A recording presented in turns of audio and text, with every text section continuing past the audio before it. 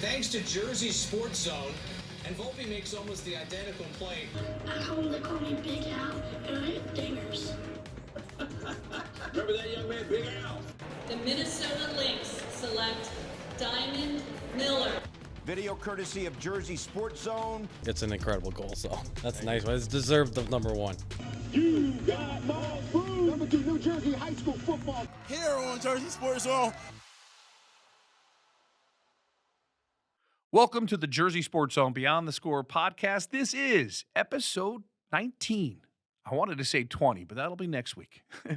I'm Rich Crampanis. Thanks so much for joining us. The Beyond the Score podcast is brought to us every single week by our good friends at RWJ Barnabas Health. Let's be healthy together. We've got an incredible guest on this week's show. I get the opportunity to talk with Dr. Myron Rolle. He is a pediatric neurosurgeon at the Nemours Children's Hospital in Orlando. Now, you may ask yourself, Rich, what are you doing talking to a literal brain surgeon? First of all, that's a matchup problem for me in the wits department. Second of all, some of our older listeners might remember the name Myron Rolle, an unbelievable high school and college football player who started out at Hun and went to Florida State. He was the number 1 recruit in the country in the class of 2006. Ryan Sudol, part of the Jersey Sports Zone team, made a great point looking this up as a younger guy. Myron Rolle was the first ranked player on ESPN's list. Number 5, Matthew Stafford. Number 15, Tim Tebow. So Myron Rolle goes to Florida State, where he becomes one of the premier defensive backs / safeties in college football and was destined to be a first-round NFL draft pick. Something else was happening at the same time. Myron Rolle was an elite student. That's an understatement. He was offered to be a Rhodes Scholar and study medical anthropology at Oxford. So Myron Rolle had dreams of being a pro football player and had dreams of being a brain surgeon. He went to Oxford. His draft stock went down and was drafted in the 6th round. He had a brief career in the NFL with the Tennessee Titans and Pittsburgh Steelers. And now he is a pediatric neurosurgeon, one of 300 in the country, and has become a wonderful spokesperson for so many different things. But when you want to talk about the definition of a student athlete or the greatest student athlete, Dr. Myron Rolle is probably in the conversation. So big thanks to our owner, Dale Florio, who was able to make this happen and pitched a guest that I was like, sign me up. I remember watching Myron Rolle as a Florida State Seminole and then learning the backstory afterwards. He's highly respected as a football player and obviously in the medical field. So this conversation, hopefully I did my job, which was to not talk too much and let the pediatric brain surgeon talk. What he says is very helpful on a lot of levels. And it's also a reminder that these kids that we cover and we get all worked up about, and I'm as guilty of it as anybody, the recruiting and this and that, they're student athletes. Let's not forget about the student part. And Dr. Myron Rolle will join us for an awesome conversation. I urge you to check it out and listen. It's going to be worth your time. And we'll be right back with the great Dr. Myron Rolle here on the Beyond the Score podcast. On the ice, you train to avoid getting checked.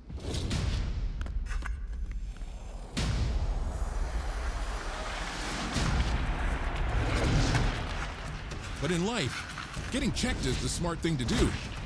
By scheduling regular doctor visits and screenings, don't let joint pain, heart disease, or cancer go unchecked.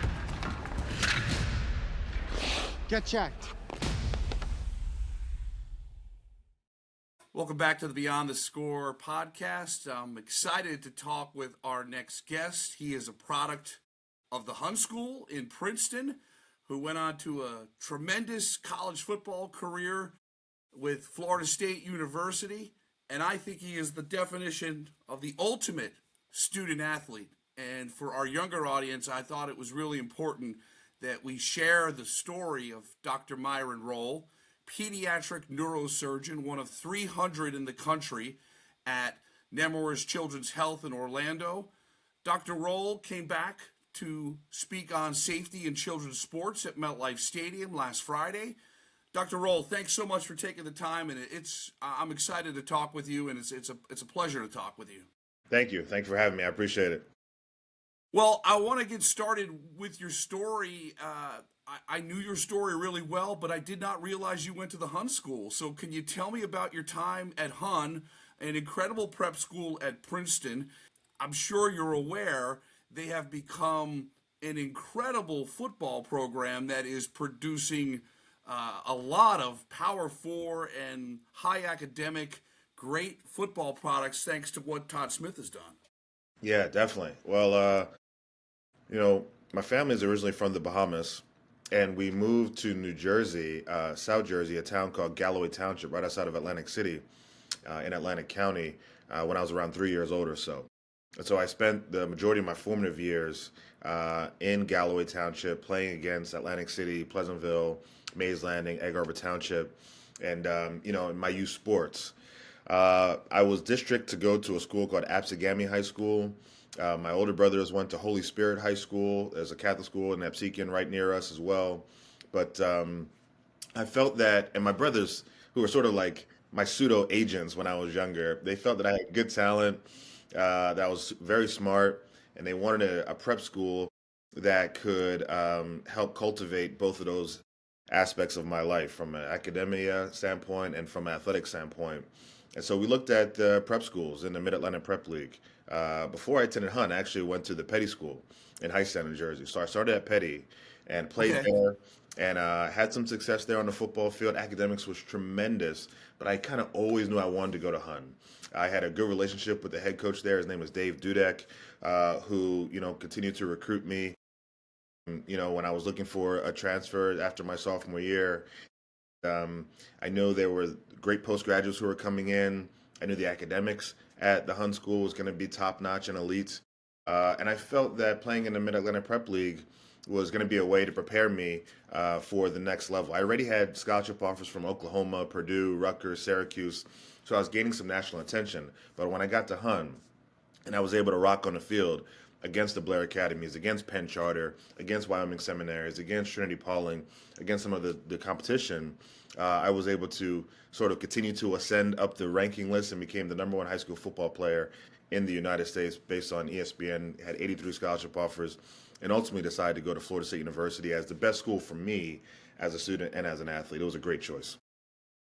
There's part of your story that's amazing that I want our younger audience to be aware of is you were this elite 5-star mega talent football player who also happened to be, I'm going to give you 6 or 7 stars as far as academia goes. You got to the point where you were slated to be a first-round NFL draft pick, and at the same time, you became a Rhodes Scholar, which I can't even begin to tell you how incredibly hard and elite and all of that is. And you had a choice between all in on football or go to Oxford. You decided to go to Oxford and study. I laugh because when you normally talk about the NFL draft, you hear about red flags, of guys dropping down the board. You were a 6th-round pick in the 2010 NFL draft, and your red flag was, well, this guy's going to be a brain surgeon, and is this the best thing for him? Can you kind of talk about what that moment's like when you have these 2 roads you can go down, and just kind of take me through what you were ultimately deciding on? Yeah, definitely. It was, definitely a trying time in my life. I kind of always knew that when I was getting recruited from the Hun School to go to these different colleges, I was telling these schools that, look, I'm not only going to be an athlete at your school. Like, I want to compete. My cousins, Samari Rolle and Antrell Rolle, played in the NFL. They played big-time college football at Miami and at Florida State. My other cousin, Myron Rolle, was playing at Ohio State, so it's in our blood to get to the National Football League. And I felt that I was going to get there. Maybe I was too confident, but I felt regardless if I went to Duke, Michigan, Stanford, I was going to get to the league. And I just wanted a place that was going to allow me to be the student that I wanted to be. Take my pre-med classes, do some, biomedical, research and some human mesenchymal stem cell research. Shadow doctors in the local hospital, especially neurosurgeons.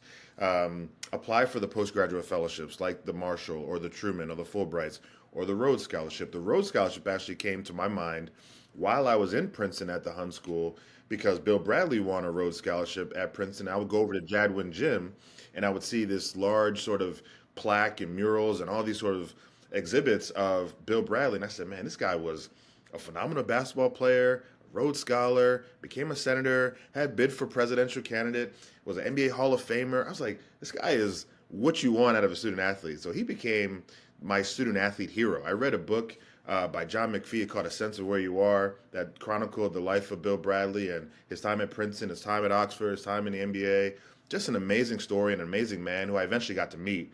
And so when I sort of made that North Star of being a Rhodes Scholar as a thing for me, I knew I was going to get there by employing the help of counselors, academics, advisors, by mentors, by other Rhodes Scholars who I meet during the process. And when that intersection happened, well, do you go to Oxford as a Rhodes Scholar and study medical anthropology in England and punt on the Thames River and eat fish and chips and bangers and mash and wear subfusk and capes like Harry Potter? Or do you go to the National Football League and become a first-round draft pick where Antrell and Samari are waiting on you?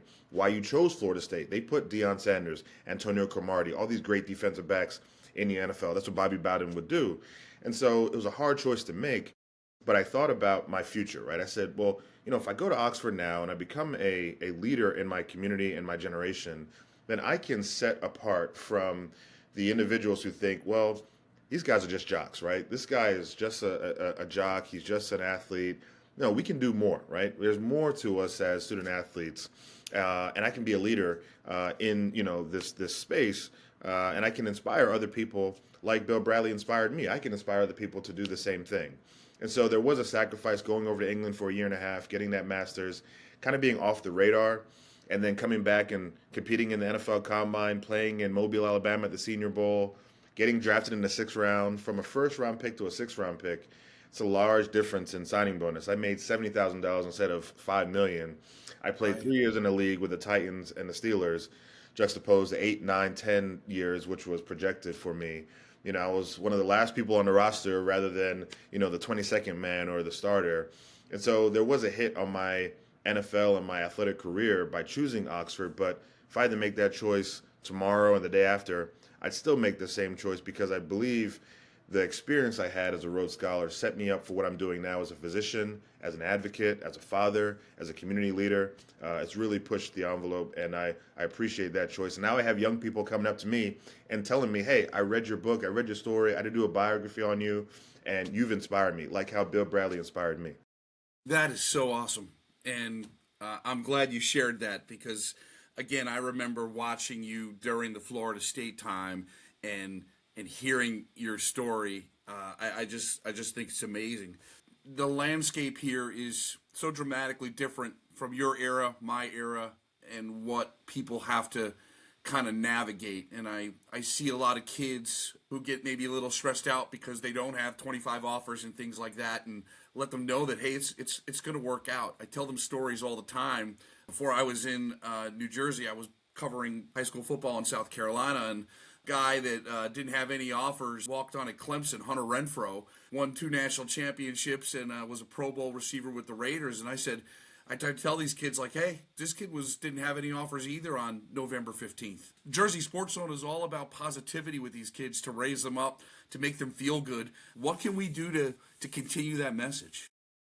It's a great question, and I appreciate the energy that you're bringing to New Jersey sports, because I often tell my friends that we create some outstanding athletes. We really do, and maybe they're not the 5 stars, but they are ultra competitive and tough and great humans off the field. I mean, I've made some of my best friends in through New Jersey sports that I'm still close to this day. For instance, there's a guy from Bergen Catholic named Brian Cushing who ended up playing at USC and then in the NFL for the Houston Texans. We never played against each other in high school, but we would see each other on recruiting trails. A year older than me, and now we're very, very close. And Cushing is somebody who, was an outstanding athlete in multiple sports at BC, and so phenomenal guy. Brian Toll is another guy. Don Bosco. I had a chance to help actually treat his father, Greg Toll, who coached me in the U.S. Army All-American team. So, there's elements of sports that is just so amazing, especially in New Jersey, that sometimes go undervalued and underappreciated. But when you talk about mental health and the pressure and stressors that these young athletes face now, to compare themselves to the huddle highlights and to the social media highlights, the TikToks, the Instagrams of people getting offers and people getting visits and people getting attention and maybe NIL deals, it's a robber of joy, right? It's a stealer of joy. It really, comparing yourself is like a thief, right? It takes away from your journey, like your lane. And, I'm someone of a strong faith, and I often talk about what God has for you is for you. Like your lane and where you're walking is uniquely yours. And block out the background noise, block out the distractions, focus on something that my football coach at Florida State, Mickey Andrews, taught me called the 2% way. I wrote a book about it, where you just take small steps every day in your lane, in your process, to being the best version of yourself, right? And if you focus on the fundamentals, the techniques, your footwork, your core strength, you focus on, developing good football IQ and understanding the game, angles, leverage, body position, alignment, assignment, these sort of intangible things. You may be incredibly athletic, that can help you get over the hump, but I'm telling you, the guys who are successful and go play for a long time are the ones that can think through the game and have that sort of dexterity and that sort of equilibrium, that balance, that footwork, and that knowledge of where I need to be in the right place, right space at the right time to make the play, the splash plays. Those are the ones that are successful. And it may not come right away for you, but that's why having those blinders on to take a 2% step every single day, that is giving you that assurance that you're doing the right thing. You're moving forward. You're stepping forward into who you are, into who you need to be. If other people are claiming that you're the best player in New Jersey, that you're the best player on the East Coast, you're the best player in the country, fine and good, right? Because next year, there's going to be somebody else that they say is the best player. And the year after that, there's going to be more stars. And so all that stuff's going to fade. And now as a 39-year-old father of four, former athlete, I'm like, why did I care so much about those stars and those, rivals and Scout.com and ESPN and all those, interviews that I was getting? It really didn't matter. At the end of the day, when I got to FSU, some of my best players on my team were two stars from South Carolina, a guy named Lawrence Timmons, who played linebacker for the Pittsburgh Steelers. That's my guy. Amazing player. He was a two-star coming out of South Carolina, but ended up being one of my favorite players, favorite teammates, and probably our best defensive player on my squads at Florida State, and obviously played very well for Mike Tomlin up there in the Steelers. So, the 2% process is something that I would tell young athletes, be positive, focus on those small wins every day, and those small wins can add up into, big steps and big gains as you move forward. Trust me, you focus on that process, it's going to pay off in the end, not just in football, your journey in football, but in life too. Anything you're trying to get better at, any task you're trying to accomplish, take small bites of it every single day, win each day, pat yourself on the back, say I did a good job, and keep moving forward. It's amazing how the universe works, Dr. Rolle, because I was a sportscaster in Myrtle Beach, South Carolina, and our player of the year in 2003 was Lawrence Timmons. I'll tell you, he was as good a receiver as he was a linebacker. Michigan offered him as a receiver. He would have been unbelievable. No one could tackle him. It was incredible, but it's amazing how you brought up that name, and I'm so familiar with Lawrence and what he did, and so unbelievably proud of him and his career. But wow, that is something. I hope that everyone got as much out of this as I did. It was a pleasure to talk with you. I will go back to Hun. I usually make my annual summer trip there for training camp, and I'm going to tell those guys about you and to make sure that they're hitting the books as good as they are. The quarterback they have is special. He's one of the best quarterbacks in the country. Luke Wafel is at Southern Cal. He just had his senior year at Hunt. He was the MVP, defensive MVP in the All-American game, the Navy All-American game. So, I've seen his highlights. He is a freak. I mean, physically put together, looks like he's ready for college and pros right now. So I was super proud of him, and I'm glad that we're doing well. Good over there in Edgerstone Road. When you go see those guys, the Hun Raiders, make sure you tell them Dr. Rolle says hi. I miss that place, and I miss those guys. They're awesome people. Dr. Myron Rolle, thanks so much for the time, and thanks for joining us this week. It was a great conversation. Thank you very much. If you have chronic joint or back pain, this is probably where you spend your time. Might we suggest a better destination that's close to home? RWJ Barnabas Health, where orthopedic surgeons designed the surgical implants that are now used around the world, and where you'll be cared for by the same doctors that treat professional athletes and rising stars. Get back to what you've been missing. Orthopedic care. Do it right. Here, RWJ Barnabas Health. For over 2 decades, ACI Medical and Dental School in Eatontown has been helping students succeed. Their short-term programs can jumpstart a long-term career in less than 5 months with a 90% employment rate. They're affiliated with top employers like Eastern Dental, RWJ Barnabas Health, Central State VNA, and hundreds more. It is a great pathway to nursing and dental hygiene. It's perfect for second careers, college grads, or empty nesters. Call 732-440-4110 and learn how medical assistants can earn up to 4 national credits and 10 college credits. ACI Medical and Dental School, a new beginning on Broad Street in Eatontown. Once again, we thank ACI Medical and Dental School for sponsoring our Shore Conference/GMC Games of the Week. They have done a wonderful thing for us to add on to our coverage and making sure that we're getting big-time girls basketball games like these RBC St. John Vianney games. I know that James Mooney has got his sights on a Howell Toms River South girls basketball game.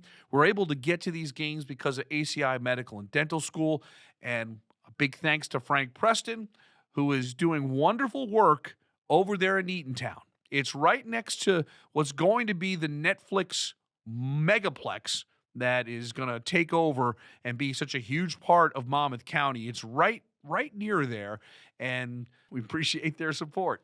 We'll be right back. Princeton Orthopedic Associates serves Central Jersey with world-class, world-recognized orthopedic care.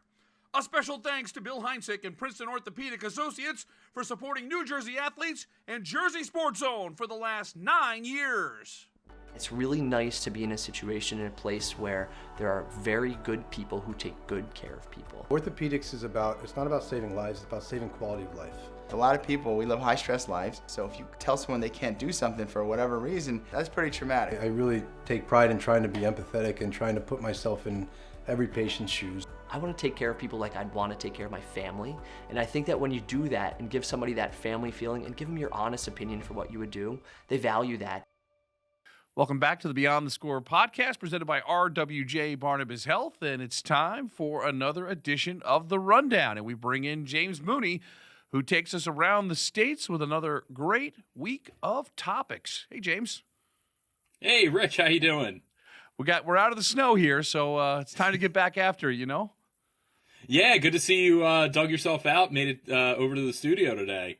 Yeah, there you go. With 6 to 15 inches of snow on the ground, depending on where you're at in the Garden State. I figured, today might be a little different, but it's good to see we're keeping things nice and normal for everybody out there. Absolutely. Yeah. So, we'll jump right into the rundown. I think it's a pretty easy place to start this week. Delbarton Wrestling putting New Jersey on the map in a big way, winning a nationally ranked duel against the number 2 team in the country, Faith Christian. Rich, you were in the building. It looked wild in there. Talk to us a little bit about that. That had to have been a great night of wrestling. An electric scene in Morristown. First of all, Delbarton puts on a great show. It's a great atmosphere. And a big credit to the Delbarton student section for talk about showing out. It was like a football game or any big game with team sports. It's great to see the Delbarton community treat that and give Delbarton a true home mat advantage. And I think that was huge. They deserve it. It was everything that we hyped up last week. It met that hype and then some. And, you know, for all the times I might have a freezing cold take. Last week, the hot take was right on the money, which was it became about math. It came about can Delbarton pull this off? And they wound up doing it, which was it was unbelievable, James. You know, you start this match out, and Delbarton rolls, and they win 5 of the first 7 matches. And you're like, wait a minute, is this the number 2 team in the country? What's going on here? Then you start to do a little homework. And when I saw Jaden James, who is now the number 2 pound-for-pound wrestler in the country, I saw him get a little upset because he almost had a pin. Instead, he wins by tech fall. So instead of getting Delbarton 6 points, he got the Greenway 5 points. And I saw that he was upset about that. And at first glance, you look up at the scoreboard and you say it's 31-12. Well, what's going on? Why is he so upset? And then you realize there's 4 matches left. It's all upper weights. So it's 190, 215 heavyweight, and 175. And all 4 Faith Christian wrestlers are ranked top 5 individually in the country. Wow. Ohio State, Lehigh, Princeton commit. And then you're like, okay, they're up 19, but these 4 guys could all pin, and Delbarton could lose by 5.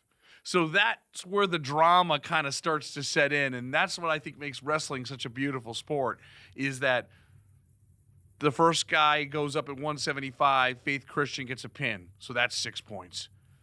The one thing that I didn't talk enough about on the highlights, which now that you look back and I had time to digest, CJ Betts for Delbarton wrestled at 190 against the number 2 wrestler in the country at 190 pounds, an Ohio State commit. He lost that match 2-1, which is really like a victory. I don't know. I didn't get a chance to dive into it. I think his name was Ryan Singer. I think you dive into it. He probably didn't have very many close matches when you're the number 2 wrestler in the country in your weight class going to Ohio State. He did a tremendous job making that a 2-1 match. Then you got Brody Ismail at 215. It gets to that point where you're like, okay, it's a 10-point match. These 2 guys at 215 and 285 for Delbarton, they just got to not get pinned. That's all they have to do. And so rather than try and make a name for themselves and try and go for takedowns, they get very defensive. And Brody Ismail is majored, so that's 4 points. So now it's Delbarton's up 6.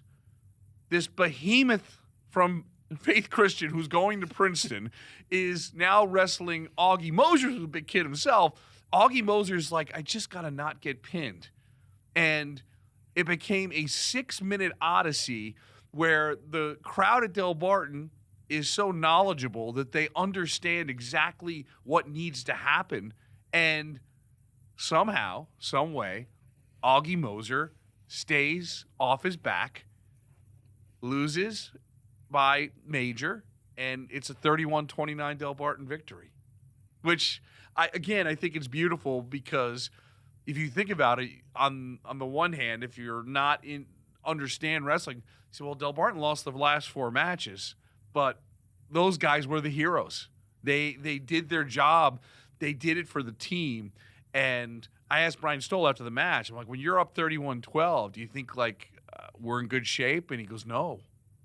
He goes, I knew they could score 24. He goes, the safe number for me was to be up by 24, and we were up by 19.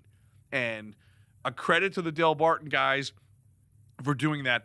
Guys on the front end, Ryan DeGeorge gets a pin. He was awesome. First period, 25 seconds. He said to me after the match, I'm not usually a go for the pin guy. I like to rack up points, but I saw my opportunity and I took it. That blew the roof off the place when he got that pin. Jaden James gets the tech fall. Trevor Jones did a good job at 157 right before. Trevor Jones won a decision, and you see Stoll pumping his fist because he knows how huge that is. That was the beauty of that duel. And now Delbarton gets to enjoy that for about a day, and now we have another scenario where Delbarton goes to Blair Academy on Thursday. And once again, Blair Academy ranked 3rd, 4th in the country. So now you've got these two titans going after each other. Last year, Delbarton beat Blair for the first time ever in very dramatic fashion. So now you have Blair hungry, focused, wanting revenge. Delbarton coming off the win. It becomes another toss-up duel. And Blair Academy's atmosphere is going to match Delbarton's atmosphere. And we get to do this all over again. I'm going to get there early, James, because the gym's going to be overflowed, and it's going to be awesome. And we're going to see the very best of New Jersey wrestling once again go toe-to-toe. And then the national part of the conversation kind of ends. Blair is not NJSIAA, and Delbarton will then go and try and win a team state championship. And then that long list of guys will all be very much in the mix to win individual state titles.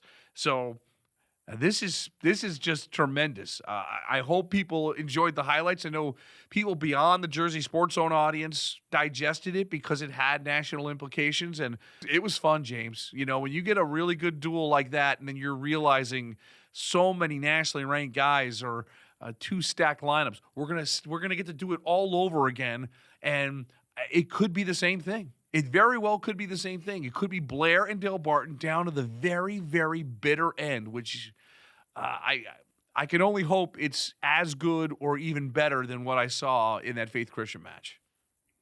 Yeah, that Blair Delbarton matchup has become a staple of the New Jersey wrestling calendar, and I was lucky enough to cover it one time, and it really does live up to the hype. It is something special. Yeah, it's going to be fun, James. And again, was able to get to the short conference on Saturday. I got to Phillipsburg, Rumson, so we're doing a good job of getting to some big things and try and get us ready for the playoff duels are going to be here before you know it, and then the road to AC starts. So New Jersey wrestling continues to be one of the best in the country, and that match right there just kind of lived up to the reputation. Like if anyone was like, hey, is Jersey a real legit wrestling state? You watch that match, people go, yeah, Jersey's legit. Oh, yeah, definitely legit. So we'll keep things moving here. We saw our first conference county championships handed out in high school hockey. St. Joe Montvale winning the Bergen County Championship. Westfield, three-peats in Union County. Rich, we're just getting started here on the hockey trophy season. Talk to us a little bit about that Westfield game. You were front and center for that. Yeah, Union County, I'll tell you, Warrenaco's interesting because it's a really beautiful facility, but the only caveat is it's open air. So, you know, I would say you got about 30 to 40% outdoor exposure over the roof and everything else. So it gets cold in there. And Andrew Lisnock, who had 3 goals and 2 assists and has a goal that was on our top 10 this week, that was just awesome. He just went to town, end-to-end rush. It was magnificent. He described it best, and you kind of use those old-time hockey terms as like Warrenaco's like a barn. You know, you're playing in a barn, and that's really what it's like. And you had everyone from Westfield and everyone from Governor Livingston show up. There's some seats, but not a ton of seats, so it's overflow. You got everyone's hanging up against the glass, and Lisnock says, hey, this is the best atmosphere. He's like, look, we played at the Rock, and that's incredible, and of course we want to win a state championship, but this here, you're playing for a county title, you got both schools there in full force. Poor Governor Livingston has been to the Union County final 5 years in a row and have not been able to get over the hump. You know, they've won a state title in that during those times, but not a county title. So they're 0-5. They're still seeking their first county title. Westfield, boy, they punched them in the mouth right away. 3 goals in about 5.5 minutes. The Lisnock end-to-end rush made it 3-0. Governor Livingston calls a timeout. A minute later, they score, and everything just kind of settled down. And then Lisnock scores in the opening minute of the second to make it 4-1. Governor Livingston battles back 2 goals. It's 4-3 end to 2. But Westfield they've got horses, they've got depth, and they've got Lisnock. Lisnock's a guy where we had a brief discussion today, James. We're starting to form our all-zone teams and stuff. That's a short conversation. He's on the team. Yeah, I think that's a pretty short conversation. He's saucy, boy. He's really good. So, and it's fun to watch the great players take over in the big stage, and that's exactly what he did. 3 goals, 2 assists. So, major tip of the cap to Westfield. Got him winning outdoors at Navasink. We got this title, and they'll go into the mix now for the next cup. I'm pretty sure they're in the McInnes, which, again, we'll have the McInnes, the Menin, the Halverson, the 2 shore cups. We'll start to just really kind of focus on that. We got a little bit of regular season here, and the big one is the Gordon Cup, of course. And we got a precursor to what the Gordon Cup could be up in Bergen County. Ryan Sudol did a great job on the highlights. Round 3 of St. Joe's Montvale, and Don Bosco. Bosco won the first 2, and now you're playing for a county title, and St. Joe's Montvale figures out a way, gets the job done in overtime, gets a 2-1 win. Great scenes, electric. And it's just what we've talked about a couple of weeks ago, James, where you're talking a lot about Delbarton, you're talking a lot about Bosco. Put St. Joe's Montvale in the conversation as well. Those are the 3 teams right now that will contend for the Gordon Cup and contend for the non-public state championship. I think it's those 3 teams, James. And again, I think we're going to see an exciting battle, what the seedings are going to be.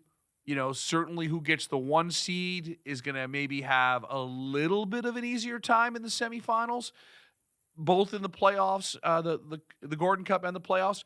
But look, I think what's fun about this is we've got a 3-horse race right now when it comes to the big boys of New Jersey hockey. And tip of the cap to St. Joe's Montvale.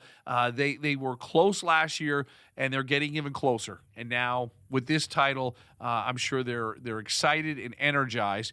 And for Don Bosco and Delbarton, Delbarton wasn't in the Bergen, but they know what the temperature is. They're here every year, year in and year out. They know it's a long, hard battle, and those great coaches, Coach Toscos and Coach Chattel at Bosco and Delbarton, are going to figure out how to peak their teams twice. Peak them at the end of the Gordon, peak them at the end of the state. And they've done it before, and it's going to be fun to see it all play out.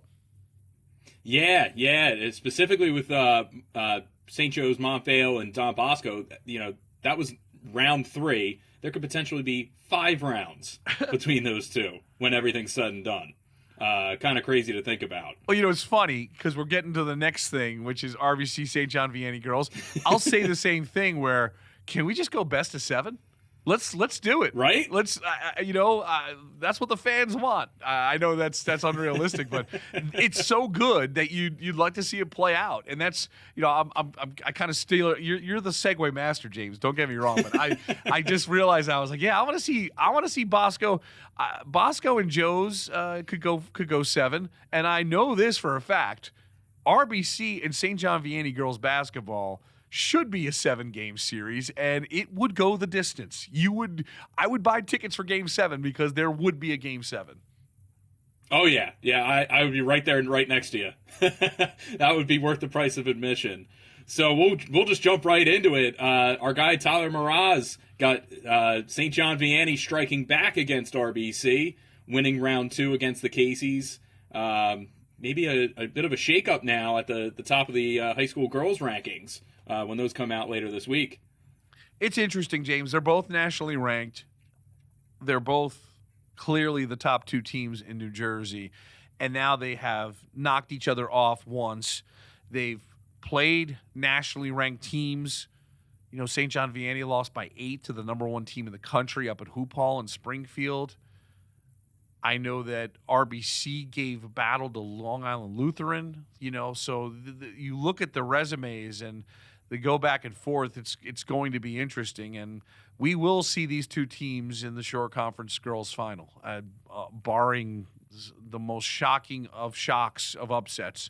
That's how this is going to play out. Round 3 will be there, and as we've said before, round 4, in all likelihood, unless somebody can shock the world. It'll be happening in the what will be the equivalent of the state semifinals. It'll be the South Section final. The difference between Game 1 and Game 2 was Madison Kosis. I think what happened in Game 1, Kosis scored her 1,000th career point in the first game, and she kind of came on late, but RBC had established a lead, and Vianney was playing catch-up. So Maddie had 17 or 18 in the first game. This time around, 27 points. This might be her best game as a high schooler. I'll defer to Dawn Carpel, and the next time I see her, I would ask her that. But she just was knocking down shots and using what I think the adjustment that was made, which is Vianney has this presence in the paint. If you put Stella Lockhart, who's going to Georgetown, and Taylor Sofolconic, who's going to Duke, you put those two big bodies in the paint, and you're going to open things up for open looks. And they got open looks for Madison Kosis, and that's the difference in this game. 27 points, just tremendous. So now you got to remember, Joe Montano, Dawn Carpel, I probably should do the math, but 1,400 wins combined, So Joe Montano's going to go back to the drawing board and figure out a way to slow down Kosis in round 3, and Dawn Carpel's going to figure out a way to change things up and make adjustments. And so you've got elite talent, elite coaching, and a natural rivalry.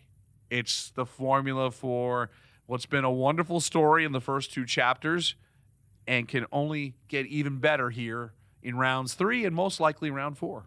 Yeah, and I worth mentioning the fourth matchup could be in doubt. Paul VI is the team that beat both of them last year to win their section final. They're coming off a huge win against third-ranked Gloucester Catholic over the weekend. I was front and center for that. Paul VI really coming on strong as we enter the nitty-gritty of the regular season here. That's a great point, James. You have had Paul VI on your radar. Coach Hidalgo does a great job. And while we're mentioning Hidalgo, shout out to Hannah Hidalgo. Got her 2,000th career point at Notre Dame, if I'm not mistaken. Yeah.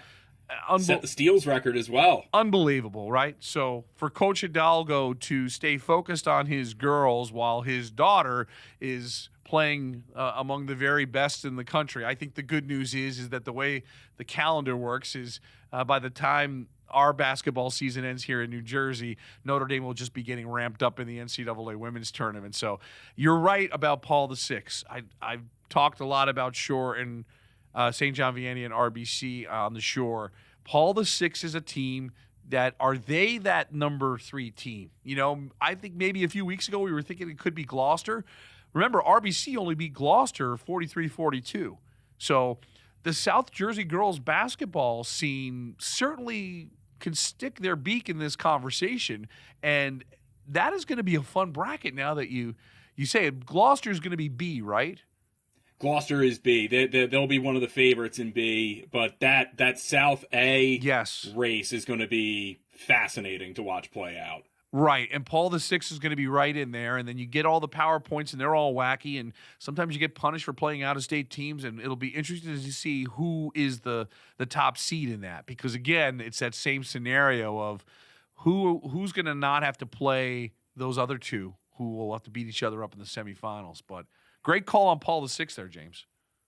Yeah. So we talk about, who's going to get the number 1 seed in South A. We'll go to a team that just earned the number 1 seed in their county bracket. Bergen Catholic beat St. Peter's Prep over the weekend at the Big Jersey Showcase. They have earned the number 1 seed in the Bergen County Jamboree. First of all, great job by the Big Jersey Showcase for setting up what I think is a really unique format that proved to be just great New Jersey high school basketball. They kind of got their crystal ball out and kind of forecast who these, good non-public teams might be and have them kind of play round robin over like 3 or 4 weekends, starting in late December and wrapping up this past weekend. And so we saw some great games. We saw some awesome matchups, and Bergen Catholic really was the team that was making the statement, like, are they going to run away with this thing? And we saw St. Peter's Prep go up by 11 in the fourth quarter. They had them on the ropes. Somehow, some way, Bergen Catholic figured out a way to rally and win their toughest test to date in state. Their 2 losses are to non-New Jersey teams that obviously are pretty darn good basketball teams, and Bergen has yet to be tested against a New Jersey team, and this was the test. You're down 11. You know, when I saw that score, I was like, wow, we're going to, you know, St. Peter's knocks off Bergen. You kind of like think of the headlines. You kind of think like, hey, James, where's this going to go in the rundown? We might have to move, you know, climb it on up. Bergen did just a tremendous job. And again, that's a testament to Billy Armstrong, the coach, and that team having some real good, experienced players.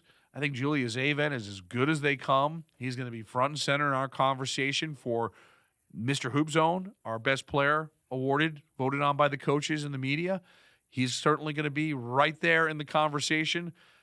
They just did those little things, couple of key turnovers.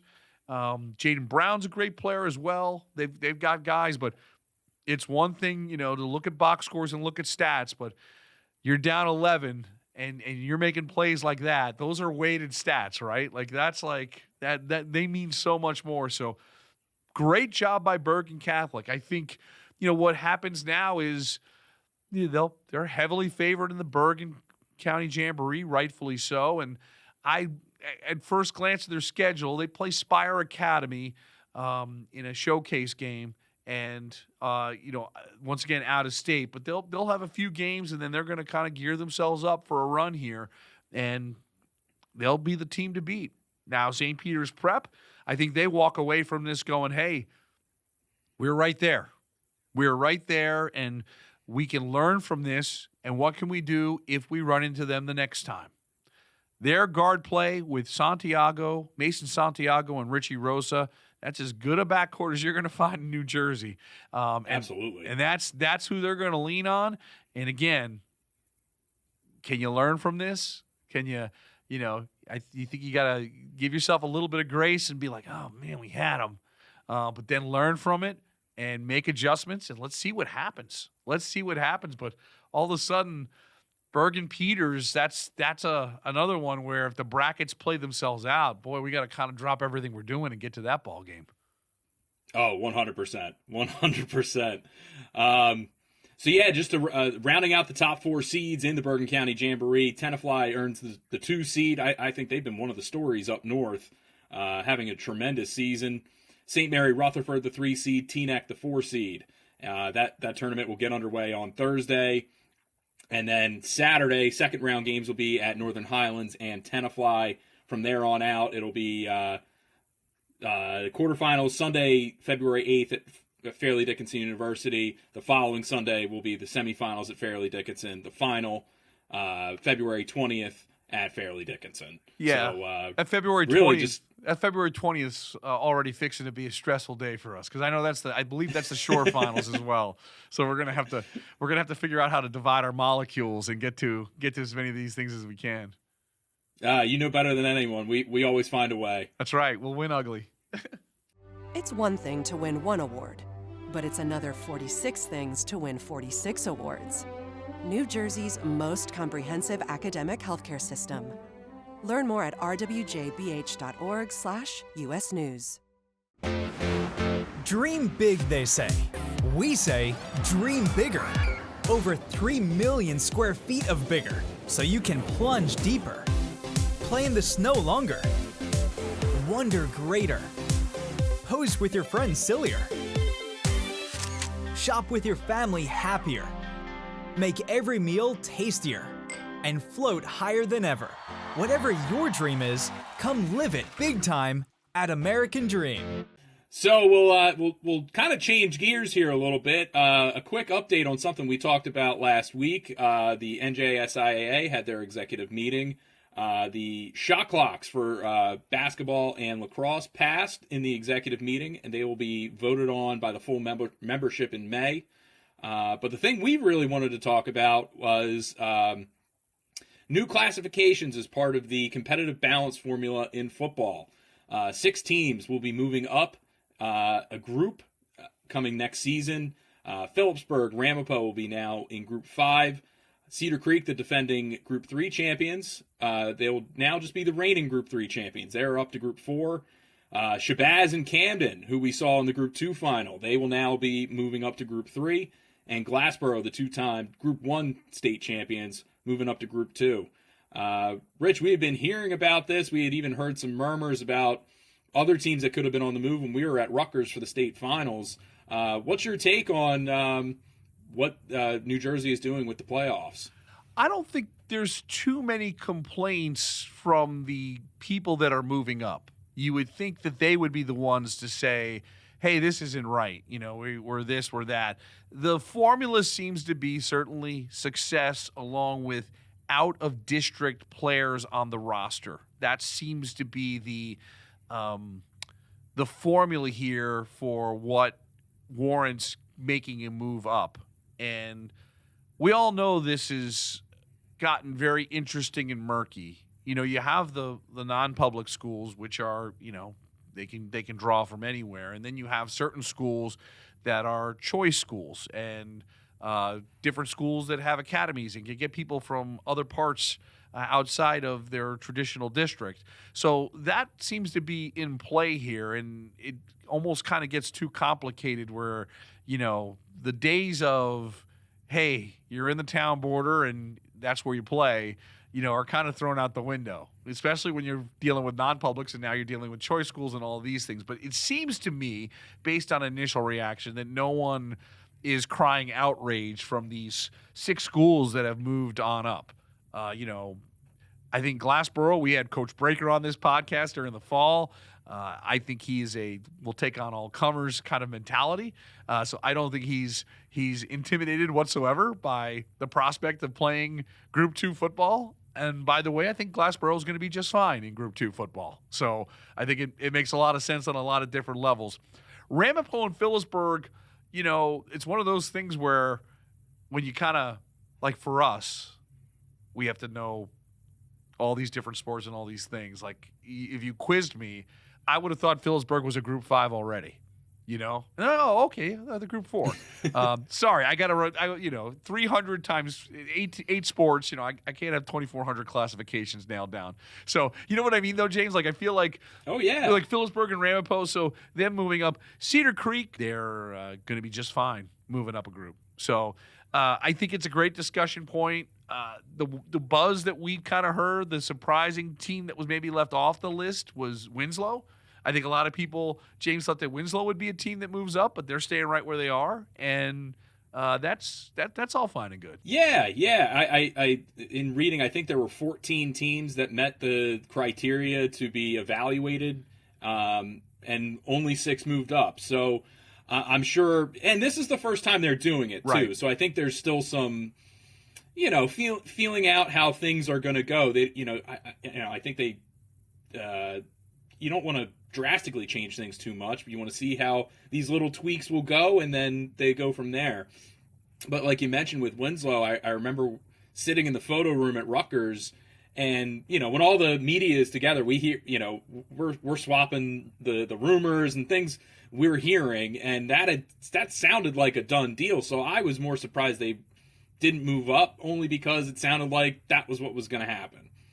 Right. So it's always interesting to see these things play out.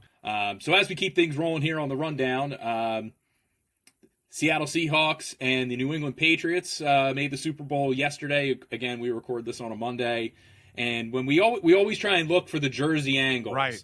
And Rich, you found a very interesting one. Normally, we're used to the alums playing in the games. You discovered there's a DePaul alum who'll be on the sideline for New England. What's amazing is that this DePaul alum, Vinny DePalma, was a Jersey Sports Zone all-zone selection in 2017. Our first year, our first all-zone team, Vinny DePalma was this fantastic running back linebacker who helped DePaul win the then non-public Group 3 state championship 7-3 over St. Joe's Montvale, and DePalma went on to sign and have a great career at Boston College, played ACC football, had a 5-year run there, and then you're like, okay, where is he now? What's going on? He's on Mike Vrabel's staff as a defensive assistant with the Patriots, which is unbelievable. To just think that this guy not too long ago was at DePaul. We knew him as a college football player, and he has found his way into coaching and is a younger member on the staff of the Patriots, which is crazy. So he's going to the Super Bowl. What an incredible experience for him. And I guess it's a sign of us getting old, James, because it's just like same thing. Like, wow.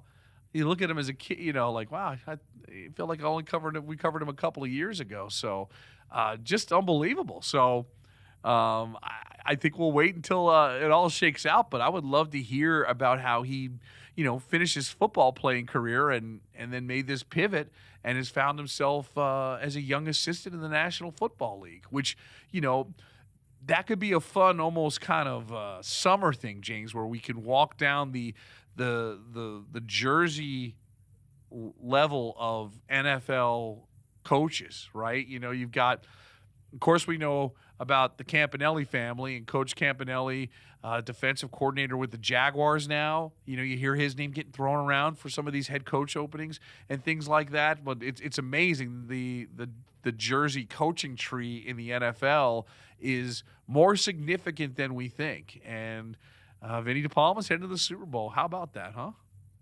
Yeah, he's seen a lot in a little bit of time, too. I found it impressive that he was hired as an assistant under Gerard Mayo last year, and he was retained by Mike Vrabel. Normally, you see these coaches come in and bring in all their own guys.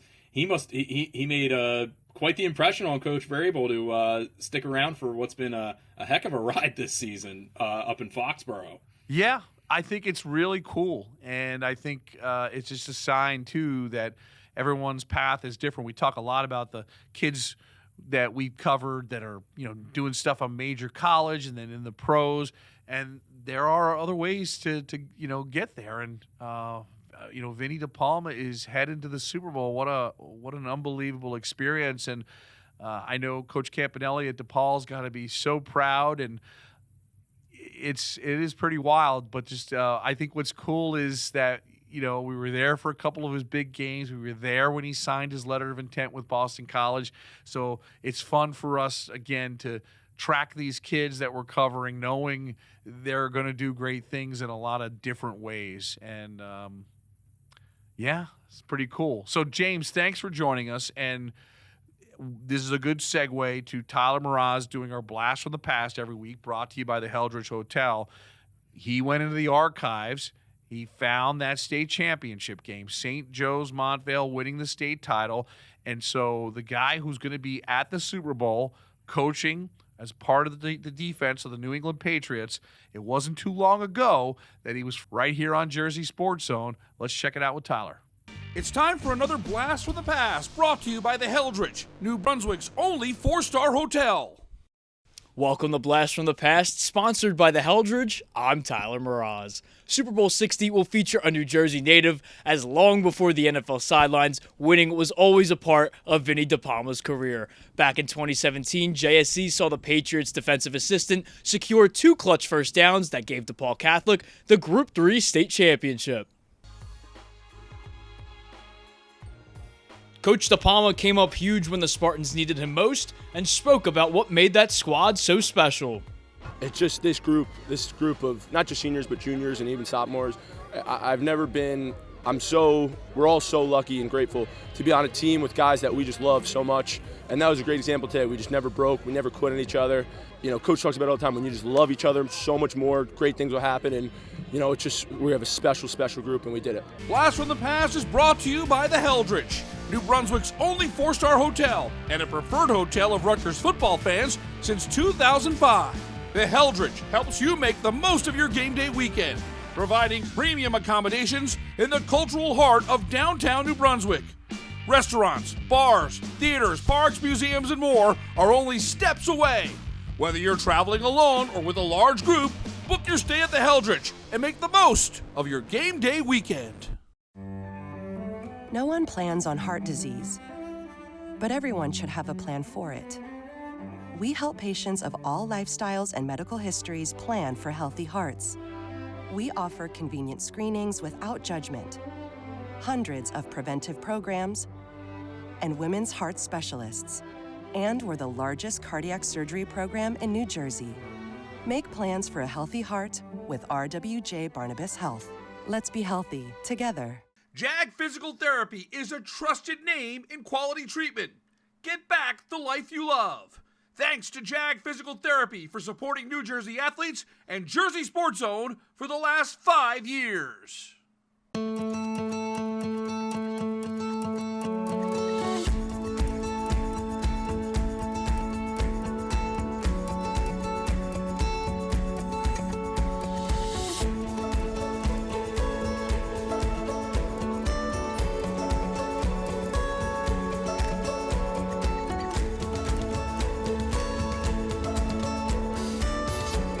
You're there for them. We're here for you. Get back the life you love. We're going to wrap up this week's episode of Beyond the Score by spinning the wheel yet again.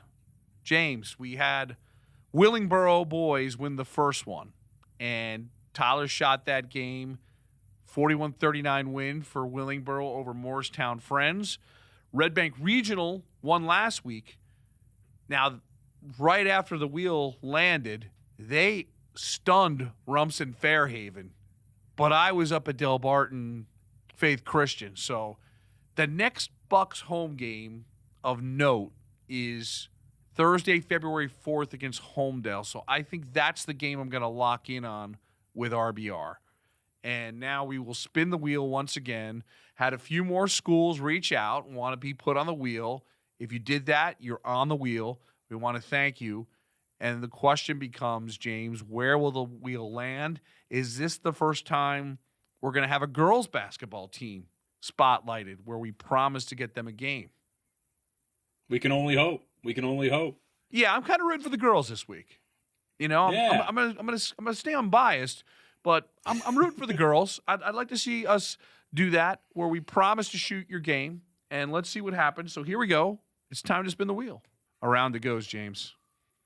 41 schools on the list, and we are landing at, it's a boys game, Rahway boys basketball. Rahway, okay, all right. Great pick. We almost got the Fairlawn girls, so it was close to having a girls basketball game, but Rahway, we will shoot your game. James and I will pull the schedules, look over the next couple of weeks, we'll target it.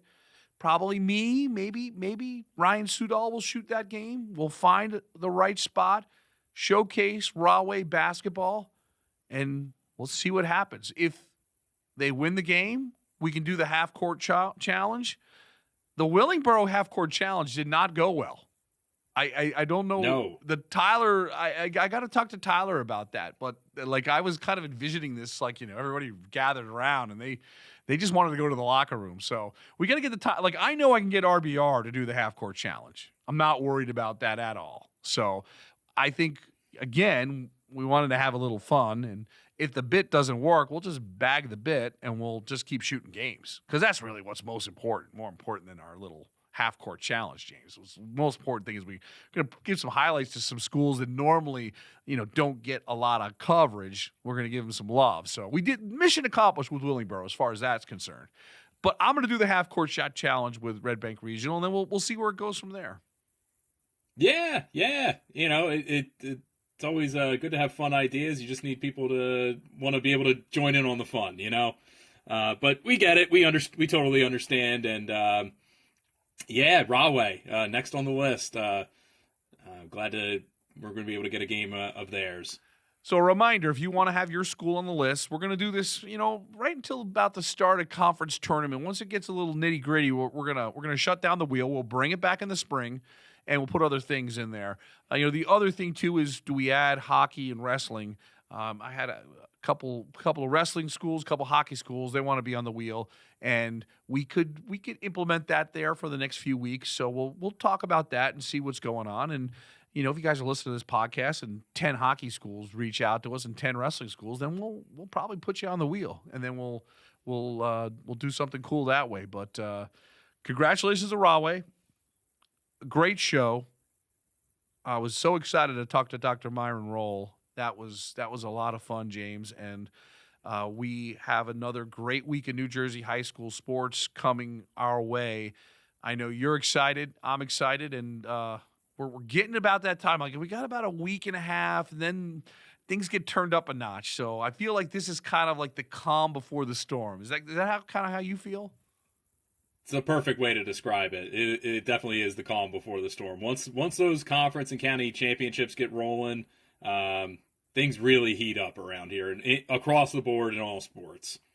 Thanks so much to James Mooney for joining us every week. I'm Rich Krampanis. A reminder, you can download this podcast wherever you get podcasts. All you got to do is type in Jersey Sports Zone, Spotify, Apple, and everything else. You can also watch our episodes every week on YouTube, where you see the video of exactly what we're talking about.